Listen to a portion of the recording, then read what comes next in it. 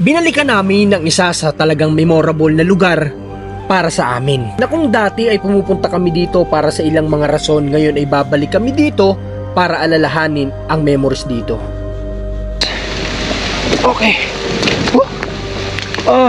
Nagsisilbing daanan sa sasakyan dati na ngayon hindi na pwedeng daanan kasi sira na. O, di ba?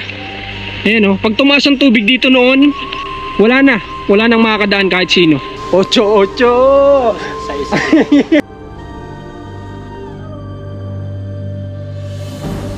Kung kami tatanungin guys, ito yung maganda.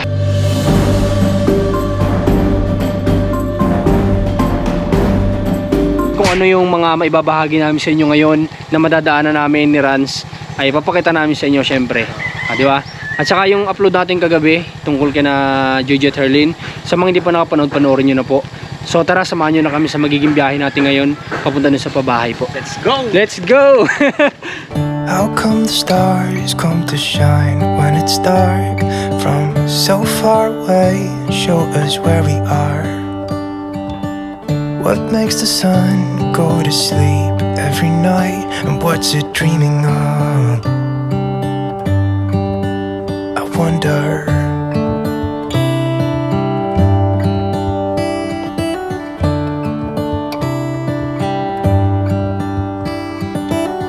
How come the sky sometimes hides behind the clouds? Maybe it's just like me, a little bit scared of heights.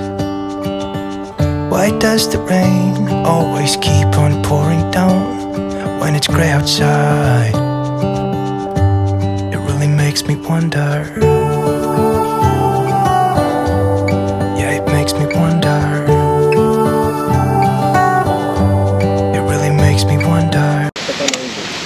Okay guys, dito na tayo sa location ng pabahay. Bisitahin lang natin, silipin lang natin ngayong araw. Alam mo, dapat inuugali natin yung yung kapag may mga viewers tayo, supporters na tumatawag sa atin, dapat inuugali natin na puntahan sila, lapitan, ganun. Kasi alam nyo yung nangyayari kasi guys, nahihiya kami, yung nahihiya. Sa totoo lang, hindi kami sanay yung parang alam mo yun, sino ba tayo para diba? Para, alam mo yun, yung parang basta hindi ko may paliwanag yung yung ibig ko sabihin. Pero yun yung feeling talaga namin. Pasensya na sa mga viewers kung minsan kapag tumatawag tamang ngiti lang kami, tamang kaway. Hindi kami kumbaga parang hihinto kami, maglalaan ng oras para lapitan kayo. Ayan, may kabayo dito. May kabayo guys. Paano? Saan tayo? Okay na yan, kakulay naman natin, di tayo ano niya. Kakulay naman natin, di tayo pakikialam. Oh, lako dyan Rons. Lako dyan Lawrence.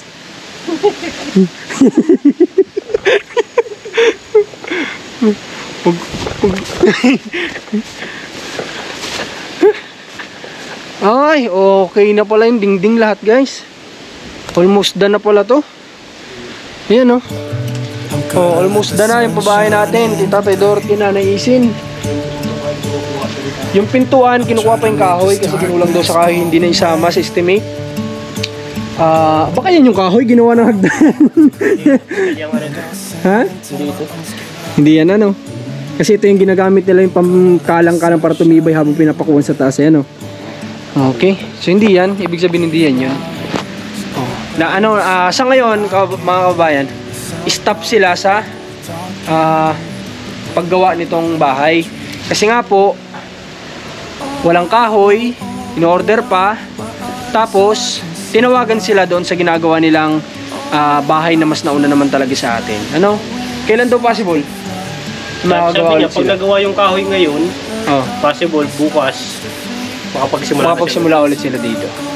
Kasi halos tapos naman pintuan na lang, tapos yung grill na lang dito. Wala na, tapos na yan. Grill na lang, tapos pintuan. Tapos kapag ka medyo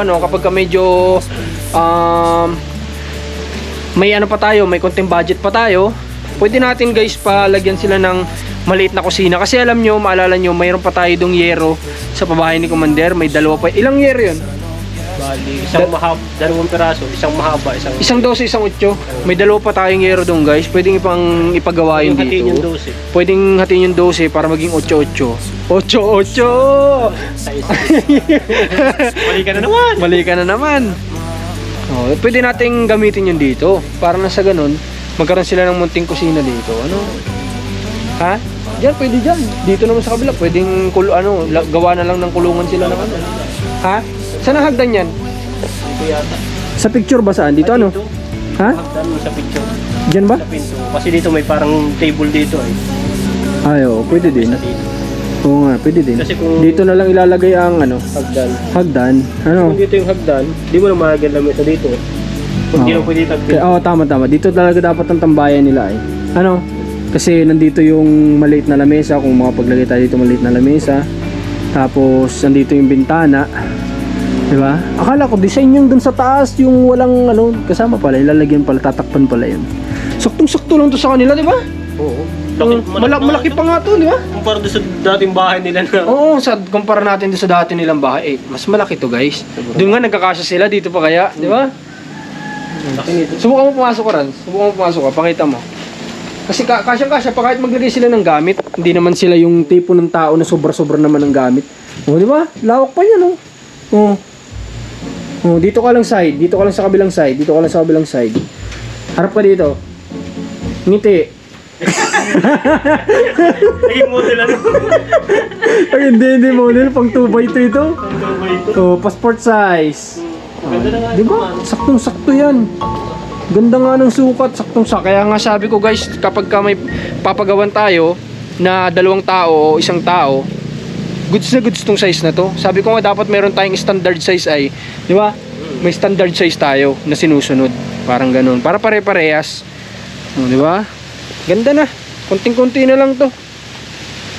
Tapos pag nalagyan na ng kulay yan, mas gaganda na yan. Talagang ano natin, tawag dito. May words doon wait lang, alalahanin ko lang. May bintana na pa din. Ang alalahanin ko, maano na natin, ang tawag doon, ma-appreciate, yun. Kakalimutin na talaga ako. Ma-appreciate na po natin kapag may kompleto na. Kapag may grill, may kulay, may pintuan, tapos meron na sila ditong kahit paanong gamit, doon na natin ma-appreciate ang bahay, di ba? Ako nga, yung bahay namin sa Candelaria, di ba, lagi ko sinasabi, Rans, hanggat walang gate, hindi ko ma-feel na bahay. Diba? Kasi hindi pa kompleto hindi pa kompleto, walang gate pa yung bahay namin sa Candelaria. Kasi sabi ko, hindi ko pa ma-feel, gusto ko magkaroon ng gate para ramdam kong bahay talaga ganun. Ewan ko, iba-iba naman tayo. Ay, naiwan nila yung panukat. Ano, stas. Di ba panukat yun? Ay, okay lang yun. Ha? Okay lang yun, tamsi lang naman yun. Ah, okay. So, paano? Buti, wala namang dito, mabay talaga tao dito. Ayos na. May anong pa siya ng manok sa ilalim? May pwedeng lagyan sa ilalim, Pwede tayo pa siya magaan ng manok. dito maganda ang manok sa right side. Paano, tara? Biyahe ulit tayo, guys. Nagdaan lang tayo dito. Ikaw mauna? Dito lang tayo. Dito na lang tayo sa malayo. Kaysa naman masuwag tayo yung kabayo na yan.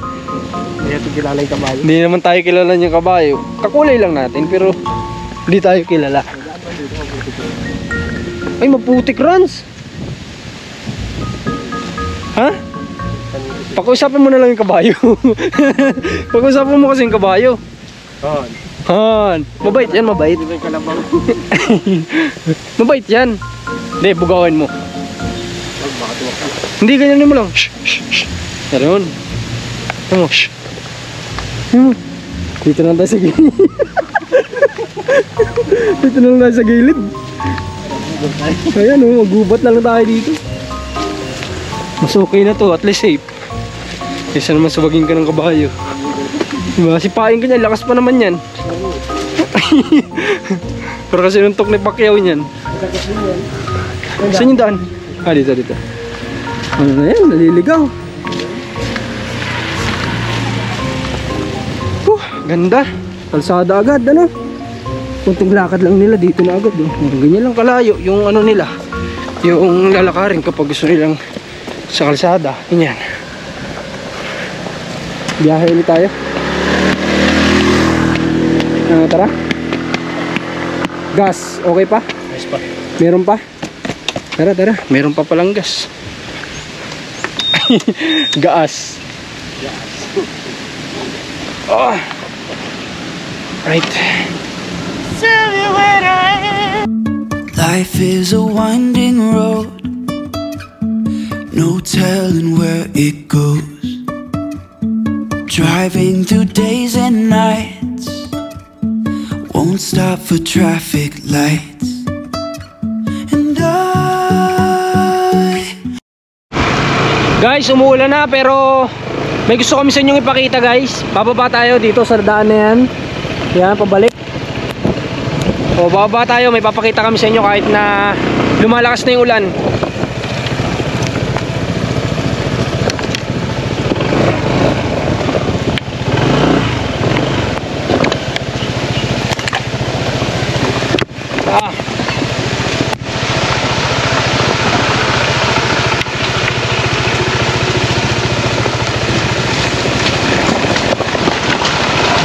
Hirap ng kalsada.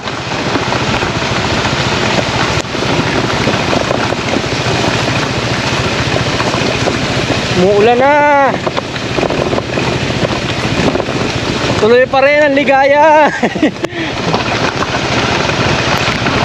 Yari, wala tayong sisilungan yata. Meron? Oh, tumala ka. Silong. Saan? Silong. Ay,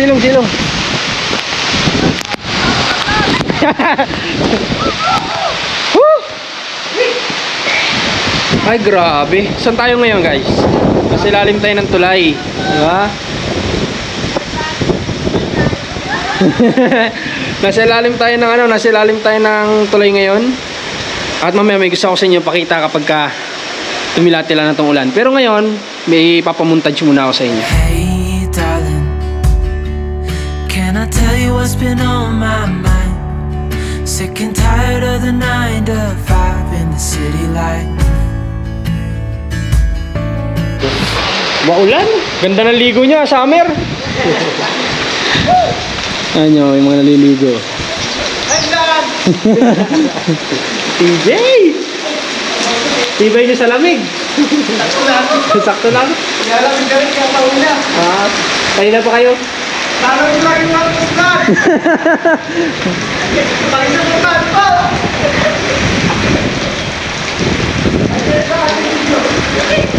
Ang dami naliligo dito kasi to.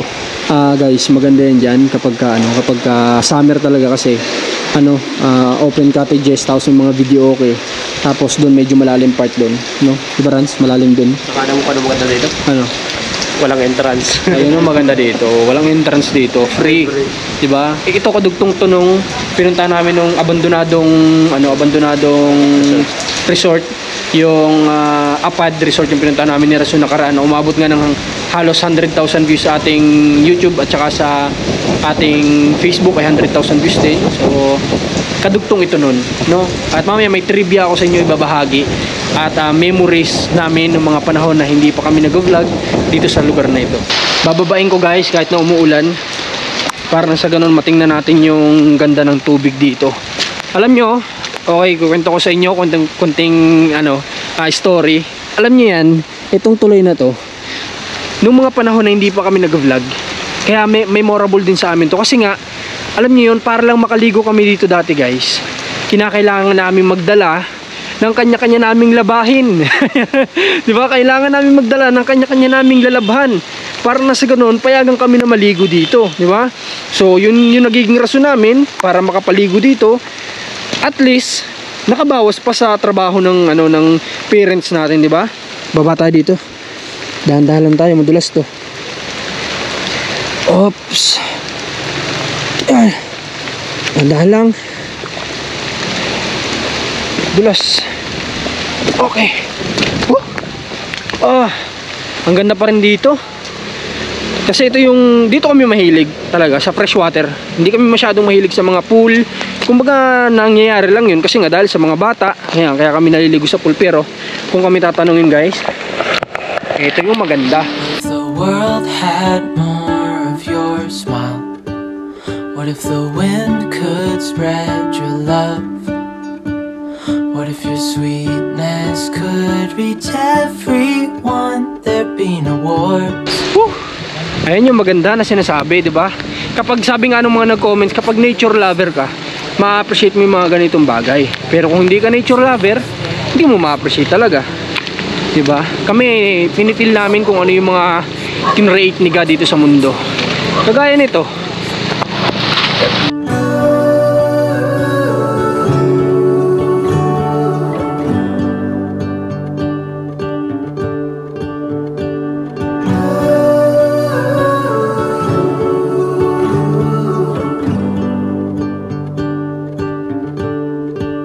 Ayan guys, nakikita nyo sa kabila. Ayan yan, yung mga kubo-kubo na yan. Ayan yung cottage. Silang yung may bayad. Siyempre, wala naman yatang cottage na libre, diba? So ngayon, sa panahon ngayon. So kailangan mo dyan magbayad. Tapos, kung gusto mo magrenta ng video, okay. Meron dyan, available dyan. Tapos yan, meron pa sa taas. O ayan o. Hindi lang masyadong kita yata sa camera. Pero ayan, dyan sa taas meron pa dyan. Tara, balik na tayo. Lumalakas yung ulan. Basa na rin tayo. Ay. Wait lang. Madulas. Yun. Ay. Grabe. Noon, may reason lang tayo para mapuntahan yung mga ganito. Ngayong mga panahon na ito, na tayo ay nasa edad na ganito, anytime pwede natin puntahan yung mga bagay na gustong gusto nating puntahan noon. Diba? Naiba na yung rason, hindi na para maglaba, para balikan kung ano yung mga alaala, diba? Grabe, Rans! Ang sarap! Lamig! Grabe! Sobrang lamig. Sarap sana maligo, diba? Kasi tsaka pupunta pa tayo kay Tatay Ben. Ang hirap naman mag-vlog kay Tatay Ben kung basang-basa na tayo. Nakapauwi na tayo, tapos yung wala na talaga tayong gagawin. Pwede dito. Alam niyo yung mga bata, sila Mac yan, sila hindi pa nila to nararating. Kaya nga minsan gusto kong isama sila. Nakarating dito si Mac saka dito? si Ron. Okay, dito nakarating na. Sila hindi. Sila nanay hindi pa. Yung nanay ko naman, syempre taga dito. So nakakapunta dito. Kasama ko rin yung nanay ko dati dito na naglalaba. Ayun yung sinasabi ko sa kanila.